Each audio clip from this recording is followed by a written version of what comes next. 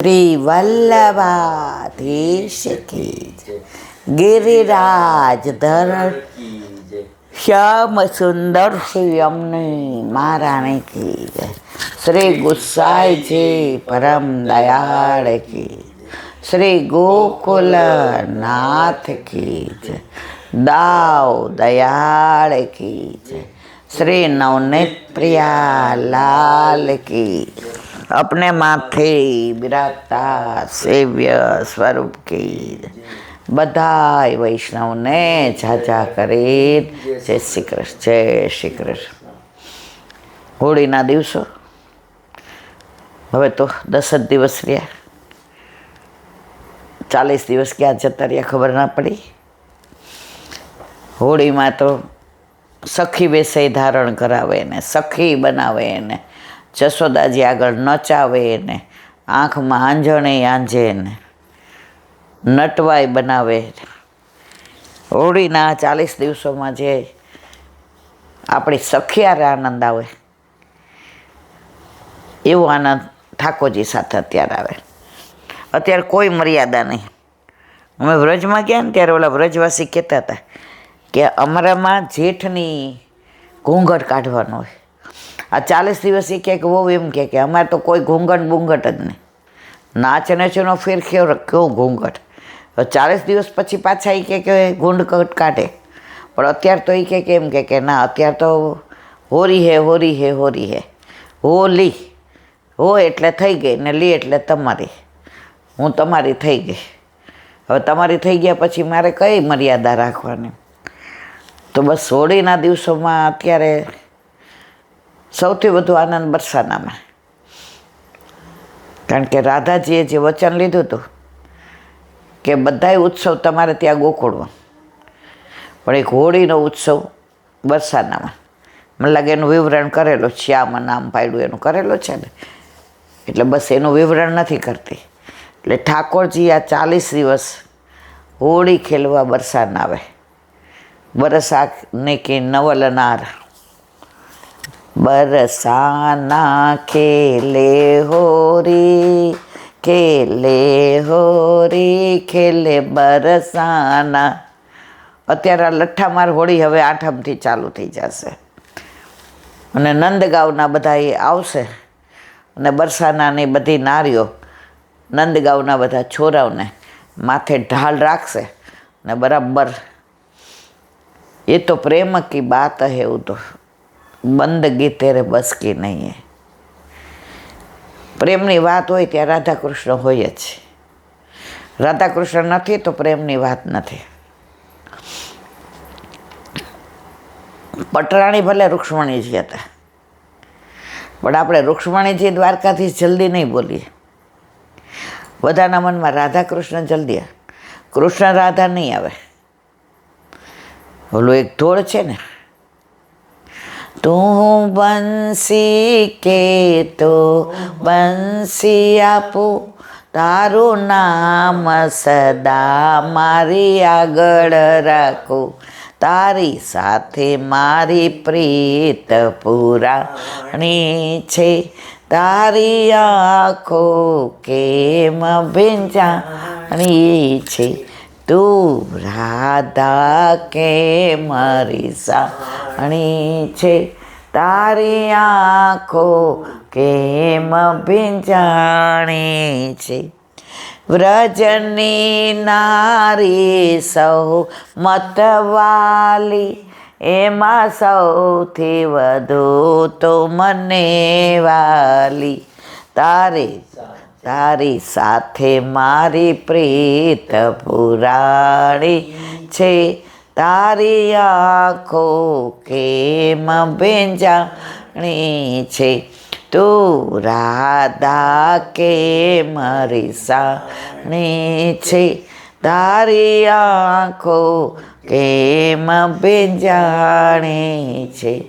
દુનિયામાં તારું ને મારું છે, વલ્લભ નામ મને પ્યારું છે, હું તો ચરણ કમળની દાસી છું, તારી આંખો કેમ ભીંજાણી છે, તું રાધા કેમ રીસાણી છે, તારી આંખો કેમ ભીંજાણી છે. તું બંસી કે તો બંસી આપો, તારું નામ સદા મારી આગળ રાખો. તમે જો ક્યાંય મંદિર ભલે મર્યાદાના હશે ને તો એમાં ઉપર લખ્યું છે રાધા કૃષ્ણનું મંદિર, ક્યાંય કૃષ્ણ રાધાનું નહીં લખ્યું. આ પ્રેમ રાધાનો છે. અને આપણો ઠાકોર એવો છે. ઇન્દિરા બેટી જે શ્રવણી તરીકે લખ્યો છે એમાં લખ્યું છે રાધાની વેદના સૌએ જાણે, માધવની વેદના કોઈ ના જાણે. માધવે ક્યારેય પોતાની વેદના વ્યક્ત કરી જ નથી, અંદર જ ભરીને રાખે છે. કેમ એને ગોકુળ છોડતા વેદના નહીં થઈ હોય? એને રાધાજીને, સખાઓને, નંદ બાવાને, યશોદાજી, ગાયો, બછરા બધાને છોડતા વેદના ખૂબ થઈ હતી, પણ હાસ્ય ક્યારેય એમના મુખમાંથી ગયું નથી.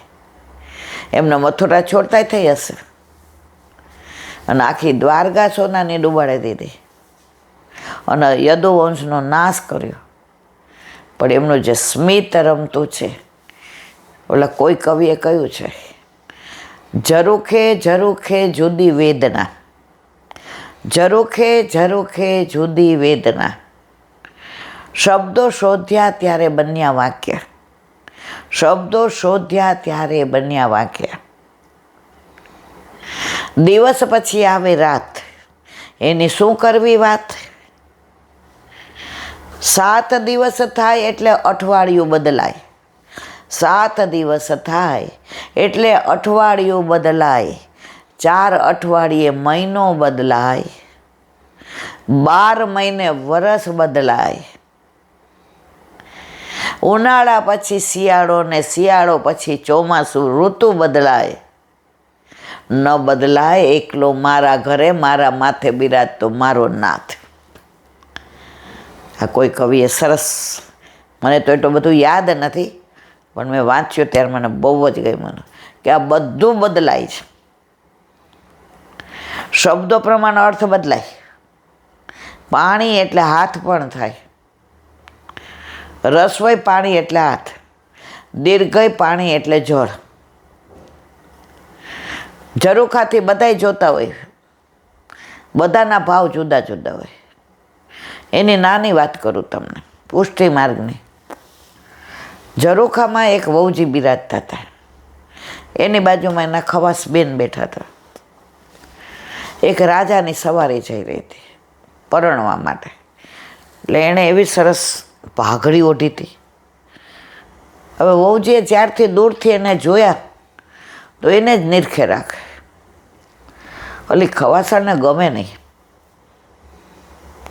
ઘડી કે બહુજી, બહુજી મારી વાત સુનો, આગી જા.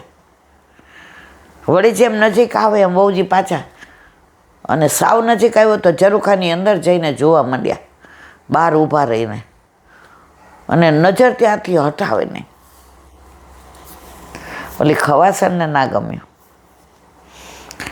એ કે હમણાં મારા શ્રી આવી જશે ને આ વહુજીને આમ જોશે તો અરર.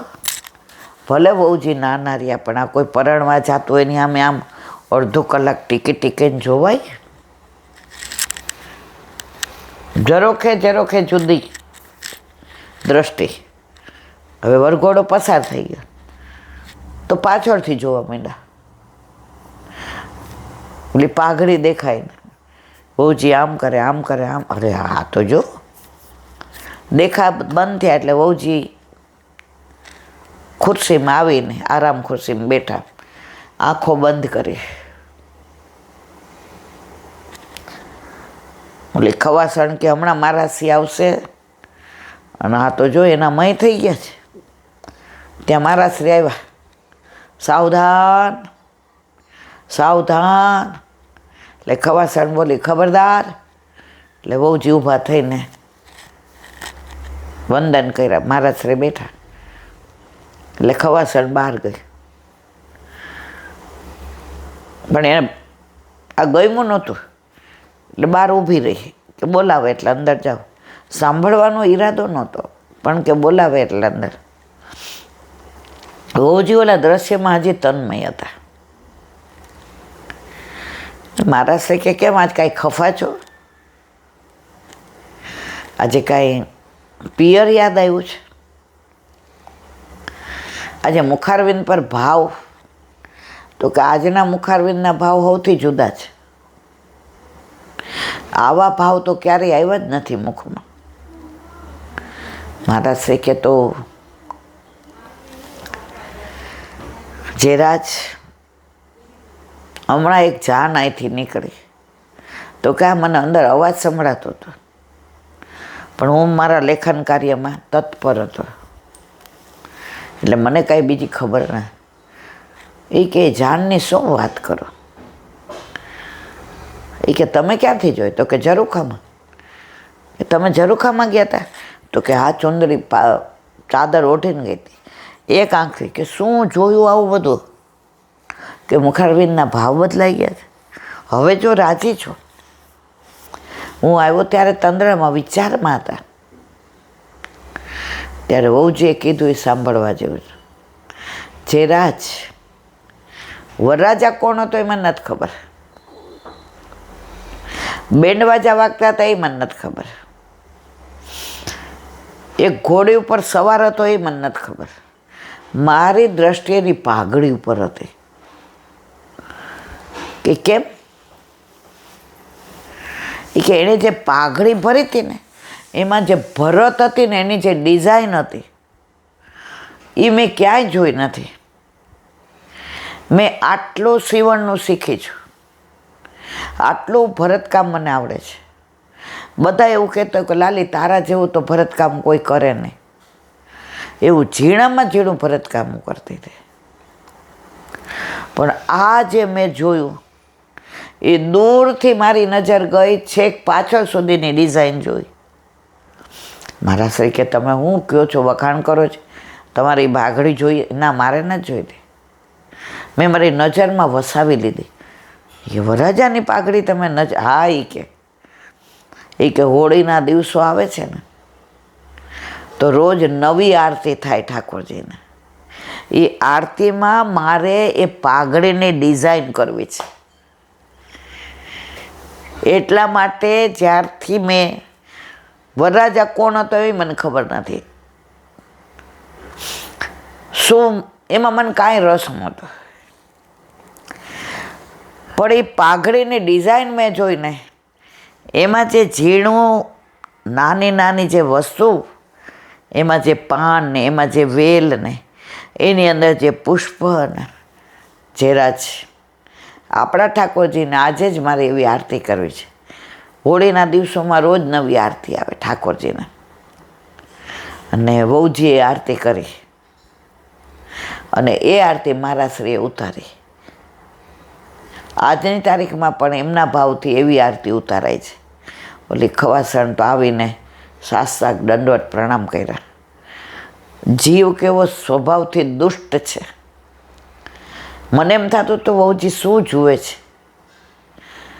મારા શ્રી કે કેમ એવું બોલસ?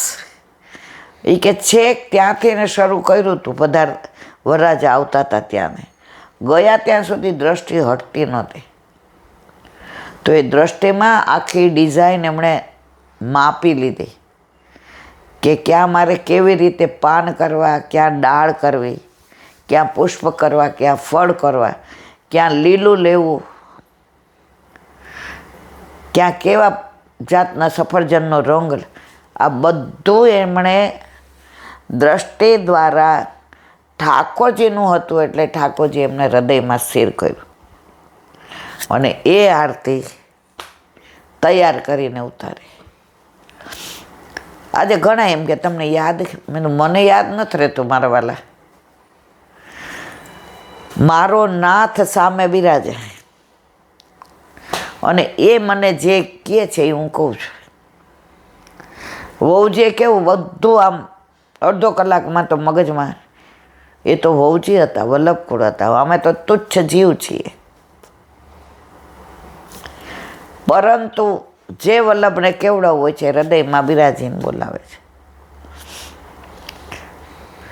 અને કેવો ભાવ! વ્રજમાં વિપિન વિહારી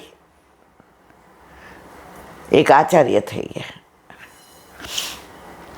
કે સેવક થયા, એમના શરણે વિહારીલાલ આવ્યા.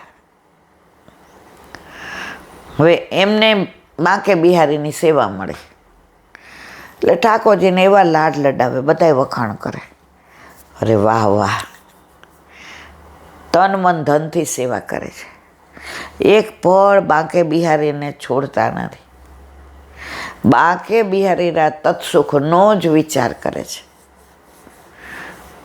હવે એકવાર સવારે બ્રહ્મ મુહૂર્તમાં જાગ્યા. બાંકે બિહારીમાં મંગળાની આરતી ક્યારેય નથી થતી સિવાય જન્માષ્ટમી, અને એનું મેં કહી દીધું છે અહીંયા, એટલે વિવરણ કરતી નથી. હવે સવારે બ્રહ્મ મુહૂર્તમાં જાગ્યા. બાંકે બિહારીમાં ઠાકોરજી મોડા જાગે, કારણ કે આખી રાત રાસમાં, નિધિવનમાં ને સેવાકુંજમાં હોય.